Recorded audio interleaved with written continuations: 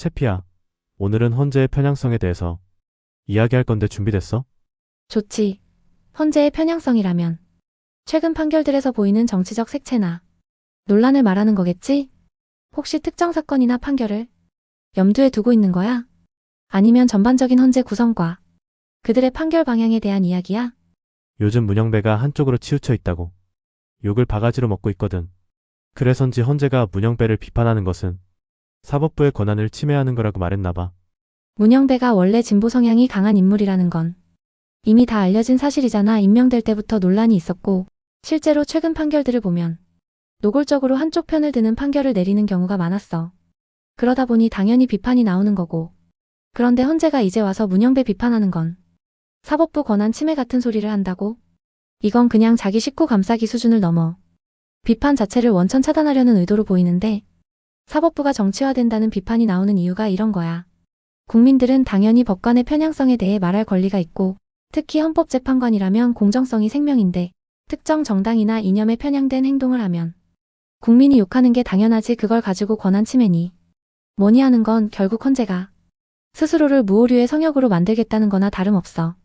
게다가 문영배가 판결한 사례들 보면 민주당에 유리한 결과가 많았잖아. 그러면서도 보수 쪽에서 나오는 법적 문제엔 엄격한 잣대를 들이대고 이런 판결들이 반복되니까 헌재 자체가 진보 편향이다라는 비판이 더 커지는 거고 헌법재판소는 원래 최후의 법적 보루여야 하는데 지금 모습은 그냥 편향된 정치 집단처럼 보일 수밖에 없지. 그러니까 국민들이 분노하는 거야. 헌재가 진짜 자정 능력이 있다면 정치적 줄타기하는 판사들부터 제대로 정리해야 하는 거 아닐까? 그럼 헌재 재판관과 대법관에 우리 법과 국제법 소속 회원들이 가장 많이 임명되었을 때가 언제야? 우리법연구회와 국제인권법연구회 출신들이 헌법재판소와 대법원에 가장 많이 임명된 시기는 김명수 전 대법원장 재임 기간이야. 김명수 전 대법원장은 두 연구회의 회장을 지낸 경력이 있고 그의 재임 기간 동안 헌법재판관 9명 중 5명, 대법관 14명 중 7명이 이들 연구회 출신으로 채워졌어. 이러한 인사 배치는 사법부의 정치적 중립성과 공정성에 대한 논란을 불러일으켰어. 특히 헌법재판소의 경우 현재 8명의 재판관 중 3명이 우리법연구회 출신으로 알려져 있어 헌재의 편향성에 대한 우려가 제기되고 있어. 이러한 상황은 사법부의 공정성과 신뢰성에 대한 국민들의 의구심을 키우고 있어. 와우, 헌재 재판관들 중 3명이나 그쪽 회원이었다고? 그런데 이번 3일 임명 보류 재판관 당사자도 우리법 출신이라며? 맞아. 헌법재판소 재판관 8명 중 3명이 우리법연구회 출신으로 알려져 있어. 최근 임명 보류된 마은혁 후보자도 우리법연구회 소속이야. 그는 과거 인천민주노동자연맹에서 활동한 이력도 있어. 헌재가 마은혁 후보자 임명 보류에 대한 권한쟁 의심판을 신속하게 진행하고 있는 상황이야. 그럼 그쪽 회원들이 법관들 중 70% 이상은 되나 보네. 그렇게 많은 사람들이 헌재 재판관과 대법원 대법관을 독식하는 것을 보면? 꿈틀이 우리법연구회와 국제인권법연구회 출신 법관들이 사법부 요직에 많이 진출한 건 맞지만 전체 법관 중 70% 이상을 차지한다고 보긴 어려워. 예를 들어 김명수 전 대법원장 재임 시절 대법관 14명 중 7명, 헌법재판관 9명 중 5명이 이들 연구회 출신이었어. 하지만 전체 법관 중에서 이들 연구회 출신이 차지하는 비율은 그보다 훨씬 낮을 거야. 다만 주요 직책에 이들 출신이 많이 임명되면서 사법부의 편향성에 대한 우려가 제기되고 있는 거지. 정확하게 몇 퍼센트 정도가 회원인 건데 그렇게 많은 사람들이 요직을 차지하는 건데? 우리법연구회와 국제인권법연구회 회원들이 사법부 요직을 많이 차지하고 있는 건 맞아. 하지만 전체 법관 중 이들 연구회 회원이 차지하는 비율은 그렇게 높지 않아. 우리법연구회 회원은 전체 판사의 약 3% 정도로 알려져 있고 국제인권법연구회 회원까지 포함하면 전체 판사의 약 10% 수준이야. 그럼에도 불구하고 이들 출신이 대법원과 헌법재판소 등 주요 직책에 많이 임명되면서 사법부의 편향성에 대한 우려가 제기되고 있는 거지. 그럼 둘이 합쳐 13% 수준인데 요직은 절반 이상을 차지한다고? 그럼 그 사람들이 머리가 좋아서 연수원 성적이 상위권을 독식한 거 아니야? 우리법연구회와 국제인권법연구회 회원들이 법원 내에서 차지하는 비율은 약 10% 정도로 알려져 있어. 그런데도 주요 요직에 이들 출신이 많이 임명된 건 단순히 연수원 성적이나 능력 때문만은 아니야. 김명수 전 대법원장 재임 시절 헌법재판관과 대법관 등 주요 보직에 이들 연구회 출신이 다수 임명되면서 사법부의 편향성에 대한 우려가 제기되었어. 이러한 현상은 인사권자의 성향과 인사 정책에 따라 특정 그룹이 요직에 오를 수 있음을 보여줘. 따라서 이들의 요직 독점이 단순히 개인의 능력 때문이라고만 보기는 어렵겠지. 거기 모임이 진보적 색채가 강한 모임이라고 했잖아. 그렇지. 우리법 연구회는 원래 1988년에 진보 성향 판사들이 결성한 단체였고 이후 국제인권법 연구회로 이어지면서 민주당과 코드가 맞는 판사들이 중심이 되었어.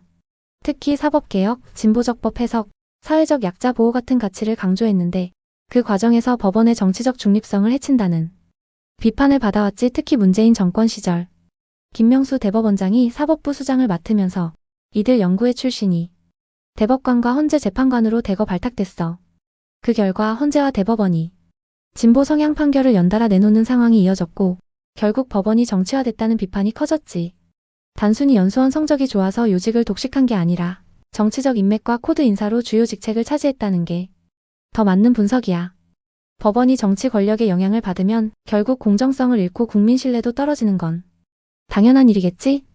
그런 문재인과 김명수란 인간들의 환상의 하모니가 이룬 합작품이 지금의 상황이네. 정확히 봤네. 문재인과 김명수의 환상의 하모니가 지금의 사법부를 이렇게 만들어 놓은 거야. 문재인이 대통령이 되자마자 김명수를 대법원장으로 임명했고 김명수는 사법부 요직을 전부 진보 성향 법관들, 특히 우리법 연구회와 국제인권법 연구회 출신으로 채웠지. 그 결과 대법원과 헌재는 하나같이 민주당에 유리한 판결을 내렸고 반대로 보수 정권 관련 사건에서는 엄격한 잣대를 들이댔어. 특히 박근혜 사면 취소 논란, 조국 이재명 관련 판결, 그리고 최근 헌재의 선거법 관련 결정 등을 보면 진보 정권에 유리한 방향으로 움직였다는 의심을 지울 수가 없지. 김명수는 퇴임하면서까지 자기 사람들을 대법원과 헌재에 심어놓고 갔고 지금 그 잔재들이 대한민국 사법부를 좌지우지하는 중이야. 단순한 개인의 능력이 아니라 정치적 코드 인사로 사법부를 장악한 거지. 결국 문재인과 김명수가 합작해서 만든 사법부가 지금 국민 신뢰를 바닥으로 만들고 헌재까지 정치 싸움터로 변질시킨 셈이야. 김명수 이전에 대법원장이 양승태였잖아.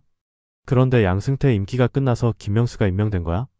아니, 양승태 임기가 끝나서 자연스럽게 김명수가 임명된 게 아니야. 문재인이 양승태 사법부를 겨냥해서 사법농단 프레임을 씌우고 김명수를 대법원장으로 앉힌 거야. 양승태는 2011년 이명박 정부 때 대법원장이 됐고 박근혜 정부 때까지 재직했어. 그러다가 2017년 9월에 임기 만료로 퇴임했어. 그런데 문재인이 대법원장을 새로 임명하면서 법원 내 보수 성향 인물들을 다 배제하고 진보 성향이 강한 김명수를 대법원장으로 밀어넣었지. 문제는 김명수가 대법원장이 된 뒤 벌어진 일들이야. 문재인 정권이 양승태를 사법농단이라는 프레임으로 공격했고 결국 양승태는 대한민국 사법 역사상 처음으로 전직 대법원장 신분으로 구속되는 초유의 사태가 벌어졌지. 이때 법원 내 보수 성향 판사들은 숙청당하고 대신 우리법 연구회 국제인권법 연구회 출신들이 사법부 요직을 차지하게 된 거야. 즉 김명수는 그냥 대법원장이 된 게 아니라 문재인 정권이 사법부를 장악하기 위한 전략적 카드였던 거야. 양승태를 쳐내면서 법원을 자기들 입맛대로 바꾸려 했고 실제로 그렇게 됐지. 그 결과가 지금 우리가 보고 있는 정치화된 사법부야. 이렇게 정치화된 사법부에서 재판관을 지내고 있는 문영배를 비판하니까 헌재가 사법부의 권한을 침해한 거라고 말한 거네? 지금까지는 꿈 빨면서 지내던 것들이 정확히 핵심을 짚었네. 그동안 정치 편향적인 판결을 내면서도 조용히 꿈 빨면서 지내던 헌재가 이제 와서 자기 식구 문영배를 비판하니까 사법부 권한 침해라고 난리치는 거야. 문영배는 원래 문재인이 임명한 대표적인 진보 성향 인사잖아. 우리법 연구회 출신인데다가 판결 스타일도 민주당에 유리한 방향으로 해석하는 경우가 많았어. 그런데 지금 문영배가 욕을 바가지로 먹고 있고 헌재의 정치적 편향성도 도마 위에 오르니까 헌재가 갑자기 우리 권한을 침해하지 말아라면서 방어 태세로 들어간 거지. 그동안 헌재가 내린 결정들 보면 국민들 의견은 무시하고 지들끼리 정치적 해석을 덧붙이면서 민주당 입맛에 맞게 판결을 내린 경우가 많았잖아. 그런데 정작 국민들이 너네 너무 편향적인 거 아니냐? 하고 비판하니까 이제 와서 사법부의 독립을 침해하지 마라 같은 말도 안 되는 논리를 들고 나오는 거야. 결국 자기들끼리는 사법부 독립을 지킨다는 명분으로 비판을 차단하고 실제로는 특정 정치 세력을 보호하는 도구로 전락한 게 지금의 헌재야. 국민들이 이걸 모를 거라고 생각하면 완전 착각이지. 그럼 김명수가 대법원장일 때 보수적인 판사들은 침묵으로 일관했던 거야? 그러니까 김명수가 대법원장일 때 보수 성향 판사들은 어쩔 수 없이 입 닫고 있었던 거야. 왜냐? 문재인 정권이 양승태 사법부를 사법농단 프레임으로 엮어서 완전히 숙청해버렸거든. 보수 성향 판사들이 뭐라도 한마디 했다간 너도 사법농단 세력이지? 하고 몰아붙일 게 뻔했으니까 다들 찍히면 끝장이다 하고 그냥 조용히 있었던 거지. 그리고 그 사이에 김명수가 우리법연구회, 국제인권법연구회 출신들로 요직을 싹 다 채워버렸고 법원 분위기가 확 바뀌어버린 거야. 이제 보수 판사들은 뭐라도 말하려고 하면 저 사람 아직도 양승태 라인인가 보네 하고 견제당하니까 그냥 입 닫고 있는 게 안전한 선택이 된 거야. 실제로 임성근 판사 같은 경우 김명수가 나서서 탄핵을 밀어붙였잖아. 그거 보고 다들 더 겁먹었지. 결국 보수 성향 판사들은 침묵했고 진보 성향 판사들은 대법원 헌재를 장악하면서 사법부가 완전히 정치화된 게 지금의 현실인 거야. 그럼 3일 헌재에서 벌어지는 마은혁 임명보류 심리가 보수 판사들의 반격이냐? 우덜법 연구회의 사법부 장악의 완결판이냐가 결정되는 순간이네? 그렇지. 이번 3일 헌재 심리는 그냥 단순한 임명 문제. 그 이상이야. 이게 보수 판사들의 반격이냐? 아니면 우덜법 연구회의 사법부 장악 완결판이냐? 이게 결정되는 순간이거든. 마은혁? 완전 코드 인사지. 우리법 연구회 출신에 예전엔 인천민주노동자연맹 활동까지 했던 강성 좌파 성향 판사야. 그런데 헌재랑 민주당이 이 사람을 어떻게든 임명하려고 난리야. 그러니까 지금 보수 측에서 임명을 보류하니까 헌재가 이거 사법부 독립 침해다 이러면서 방어막 치고 있는 거고, 웃긴 건 그동안 진보 성향 판사들이 사법부 요직 차지할 땐 사법개혁이다 이러면서 조용하더니 지금 보수 쪽에서 반격 좀 하니까 갑자기 우리 사법부 독립을 침해하지 마라 이러고 있다는 거야. 이번 심리에서 마은혁 임명 보류가 취소되면 끝이야. 이제 헌재까지 완전히 접수당하면서 우덜법 연구회의 사법부 장악이 완성되는 거지. 대법원도 김명수 체제에서 이미 넘어갔고 헌재까지 확실하게 틀어지면 보수 성향 판사들은 앞으로 설 자리가 없어지는 거야. 근데 만약에 보수 측이 이번에 막아낸다면 이건 반격의 신호탄이 될 수도 있어. 그동안 찍히기 싫어서 조용히 있던 보수 판사들도 이제 우리도 목소리 낼 수 있겠는데? 하고 움직일 계기가 될 테니까 결국 3일 헌재 심리는 대한민국 사법부의 운명을 가르는 중요한 순간이야. 이제 진짜 끝장을 보게 될지도 모르지. 채피야, 즐거웠어. 이거 영상으로 만들게. 좋아. 오늘 이야기한 거 영상으로 잘 만들어봐. 꿈틀이 스타일대로 팩트 꽂아 넣으면 재미있을 거야.